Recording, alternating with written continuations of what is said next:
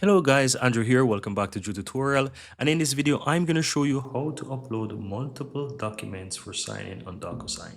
So to get started, click and sign or get signatures, and you want to go ahead and now upload your documents. You can click and upload, and you can choose from your PC, or you can choose from Box, Dropbox, Google Drive, or OneDrive. I'm going to choose PC as an example here, and it's going to open up my file explorer, and then I'm going to just choose three random files. I'm going to choose this file, and I'm going to check if I have any other file. Let's choose this file as well.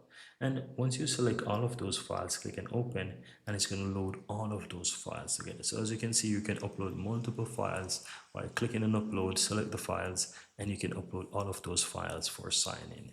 And if you ever need to rename any file, you can easily go ahead and click the three dots in the lower right, then click and rename document, and you can change your file name. So let's say I don't want to say please sign, but I want to just say employment job offer. I can do that, click and rename. And as you can see, this document is re-signed, is renamed. And that's pretty much it. You can scroll through and continue with the rest of your setup for your agreement in DocuSign. But that's it. That's how you upload multiple documents on DocuSign. Very easy and very simple.